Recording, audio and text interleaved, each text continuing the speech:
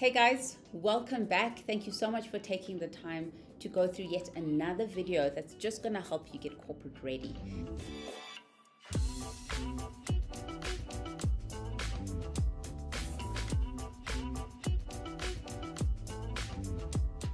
So it's absolutely important to know what some of the common mistakes are that are made on CVs, because it helps you double check your work and make sure you're not making the same mistakes as you put together your CV.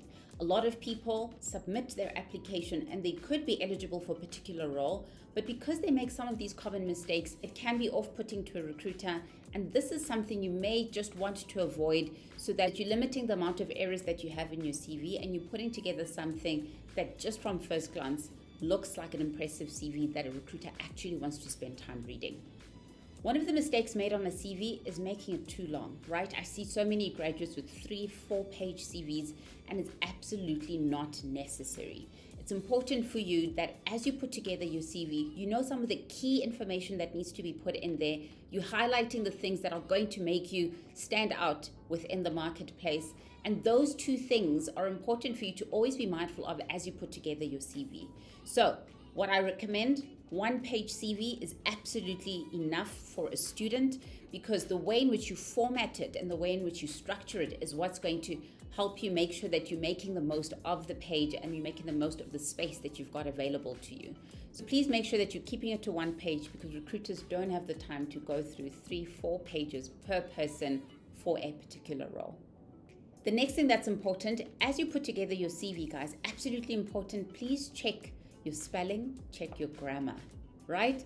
It's important for you to do this because it is something that can be off-putting to a recruiter. As I start reading your CV, in the first few sentences, I see grammatical errors. I see that there are spelling errors as well.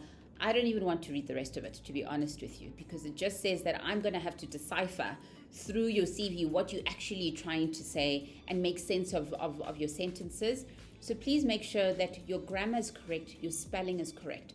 What you may not realize is that when you do have grammatical errors and you've got spelling errors in your CV, what it tells the recruiter is that you're someone that just doesn't take care in the work that they put together, right? This is something that's simple. It's a 1-page CV. You need to go through it before you submit it. Go through it for spelling, go through it for grammar. Make sure that the content you've put in there absolutely is necessary and represents you in the best way possible.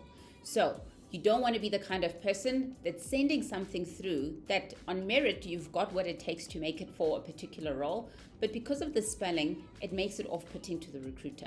But also, no one really wants to hire someone that can't take care of a 1-page CV, right? Because when you come into the world of work and you're given a 20-page document to put together, a 50-page document to put together, and you can't pay attention to a 1-page, what does that say about the work that you'll do in the future? So always remember that we're looking at you from a lens of someone that can be in this particular corporate environment or not. Make sure that you're not letting things like spelling and grammar take you out before being considered for the actual role. So the next mistake I see a lot of students making is having the incorrect formatting and structure of their CV. So you will have noted from my previous video where I spoke about ideal CV templates, the types of templates that we went through there really help you structure your CV in a way that maximizes that 1-pager that you're trying to get all the information into. But also, I gave you highlights around what is the key information that you need to be putting first. There's no point putting up your hobbies and your interests, or maybe putting up your skill set as the first thing that I see. That's not what I want to see. You want to make sure that as someone looks through your CV, they're seeing the key information first.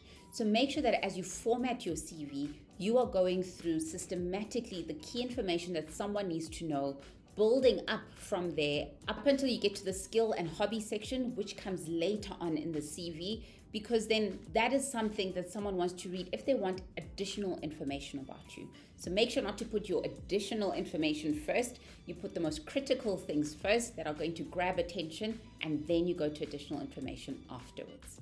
Sections that people generally make mistakes on is putting the incorrect dates, right? A lot of CVs, when they come in, the dates that you put against some of the courses that you've done need to correlate to what you're doing after that. So to give you an example, what I find sometimes is that you'll find a student that says that they completed their undergraduate degree in the year 2016, right? And then what you see is that they're now doing an honors degree in 2019. Once I start seeing a gap of 2 or 3 years between your qualification, I then go to the experience section to see, okay, did this person work in the gap? Or did this person go travel in the gap? What did they do in between those 2 degrees? And when you don't see anything that actually tells you what the person did, it makes it even more difficult to make a decision as to whether this is the person that you wanted to see. So always make sure that your dates correlate, right? And if there is a gap, make sure that you make a note to let the recruiter know that I took a year off, I took a gap year off because I did not have the funds to continue for the following year. I took a gap year off because I wanted to take up an opportunity. It was a 1-year contract at this particular company. I took a gap year off because I decided I wanted to travel a little bit more and gain international exposure in something before I continued with my qualification. If you filled the time with experience, then that's absolutely fine. You don't need to make a note under your experience section, because when I go to the experience section, then I will see that from 2017 to 2018, this is what this person did full time, and therefore they only went back to school in 2019 to complete that. Then the story makes sense to me as a recruiter, right? So you're always writing for the recruiter, and make sure that your CV is complete and makes sense as it is, and where there are gaps, account for that gap in some shape or form.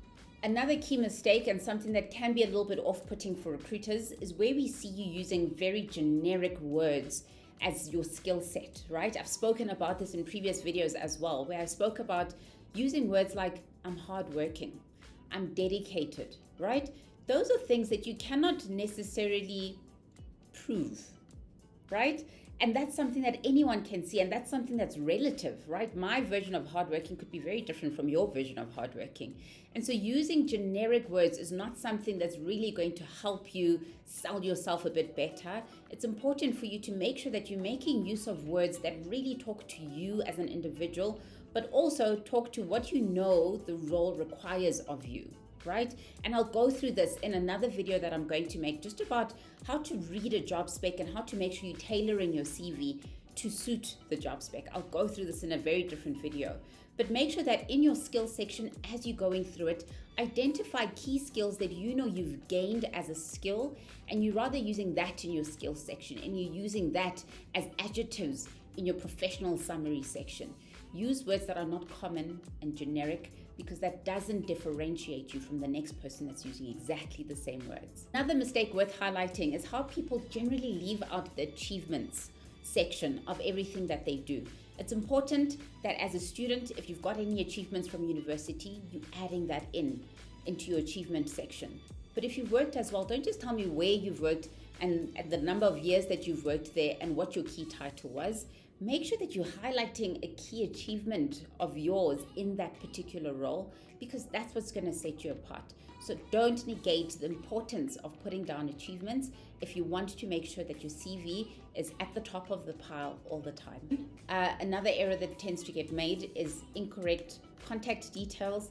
Make sure all the time that your contact details, you've checked them twice, 3 times, all the digits are there, but that you've also made sure that you've included the correct email address.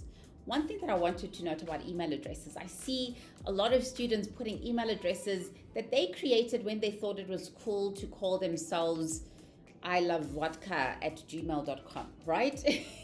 These are some of the things that you just sometimes see, and you need to be mindful of that, right? You want to make sure that as you apply to a professional corporate place, that you are putting down an email address that is at least your name or your initial surname at something, but make sure that it's professional. Make sure always that your contact details are correct, both your email address and your details, so that we can reach you when we need to.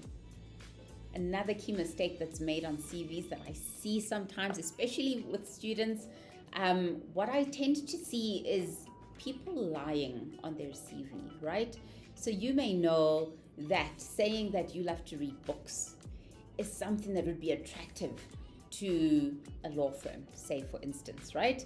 And so by putting down as a key hobby of yours that you like reading books, make sure always that whatever you put down is something you actually do, right? I see people putting it down because they think it's going to make them more attractive.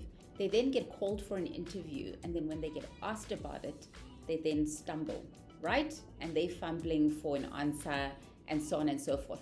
I've seen this and it happens. I've done it recently actually, where I interviewed someone and she had put down that she loves to read books, right?